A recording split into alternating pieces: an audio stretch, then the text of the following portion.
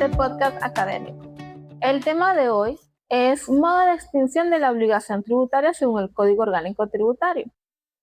Para eso nos acompañan estas chicas bellas, María Gómez, Cintia Rondón. ¿Cómo están, muchachas? Excelente. Qué bueno, gracias a Dios. Ellas son estudiantes del tercer año de Derecho de la UNIYES.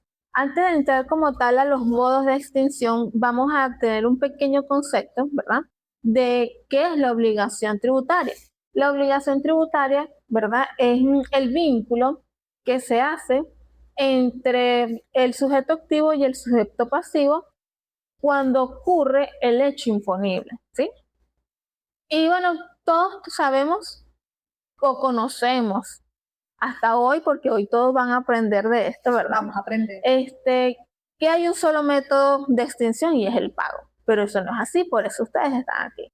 Pero vamos a comenzar. Cuéntanos, María, ¿qué es el pago como método de extinción? Bueno, ese es el método más conocido o conocido por todos, que es mediante el cual nosotros como deudores pagamos a los acreedores, en este caso el fisco, le pagamos el monto correspondiente a la deuda en el tiempo estipulado, ¿ok? No es que tú vas a pagarlo después ni vas a pagarlo antes. En el tiempo estipulado tú pagas tu deuda y este es un método de extinción. Ya no debes, esa deuda se elimina como tal. Ok, ¿y qué pasa si ocurre un error y el contribuyente paga de más? Ok, en el caso cuando se pagan, hay pagos adicionales, un pago superior al monto.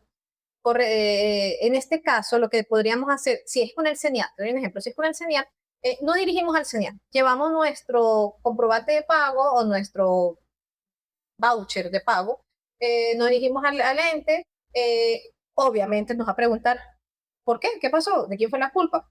No voy a decir que fui yo, ¿verdad? Le puedo echar la culpa a la contadora. Digo, no, fue la contadora. Entonces, en este caso me hace como una nota de crédito, un crédito fiscal, el cual lo puedo utilizar en mi siguiente pago, pero siempre y cuando sea siempre en la misma entidad. Por ejemplo, en CENIAT. Si me dijo el SAMAP, y es con el SAMAP. No puedo estar mezclando los entes para beneficio de pagos. Ok, chévere. Entonces, ¿ese crédito fiscal lo utilizo en qué momento? A esto se le llamaría compensación. Es un método de pago, ¿verdad? Exactamente. Un método de extinción de la deuda. Es cuando tú tienes una deuda con el fisco, pero al mismo tiempo el fisco tiene una deuda. Me debe a mí, ok. Exactamente. Entonces, ambas se cruzan y acá solo se pagaría la diferencia. Ok, mire, yo estuve viendo todo eso que ustedes mandaron para chequear tras cámara, ¿verdad? Y vi una palabra, un método que me dejó tal cual como dice el título, confundida, porque no entiendo cómo es eso de un método de extinción por confusión. Bueno, este método, como lo dice su palabra, es medio confuso. Simple, es cuando el deudor y el acreedor son la misma persona. Ok. No se nace, obviamente. En este caso se crea. Por ejemplo, vamos a dar dos ejemplos claros. Hay dos empresas privadas. A le debe a B. Una empresa le debe a la otra. Hace una fusión de estas empresas y por ente yo no me puedo pagar a mí mismo. O sea, la empresa ya no te paga. O sea, no se paga ella misma. ¿Qué quiere decir? Hay una extinción de la deuda. Ya no hay deuda. También pudiéramos hablarlo, explicarlo en el caso de herederos. Por ejemplo, fallece el vecino no tiene descendientes, no tiene ascendientes, no tiene a quién heredar. ¿Okay? Entonces, como no tiene a quién heredar, el Estado, digamos que se queda como heredero, pero no, adquiere sus bienes. ¿Okay? Esta persona tenía unas deudas con el fisco. ¿Qué es lo que pasa? Al Estado adquirir sus bienes, también adquiere su deuda. Claro. Como tú adquieres los bienes del difunto, pues entonces ya no hay deuda porque no te puedes pagar a ti mismo. Se extingue la deuda como tal. Es muy diferente cuando hablamos de la remisión. La remisión no es más cuando hay un perdón de la deuda, ¿ok? Este perdón se da simplemente, lo dicto solamente se da cuando lo da la legislación, por así decirlo, ¿ok? Y es mediante una ley, no es que alguien diga, no te doy el perdón, diga el señor, yo tengo que perdonar la deuda, no te perdono la deuda, es mediante una ley que se crea y se da el perdón.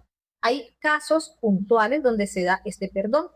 Este perdón se da cuando, por decirte, un ejemplo claro, aquí en Venezuela, cuando vimos lo de la pandemia, eso creó como un estado de emergencia, o fue decretado un estado de emergencia en Venezuela.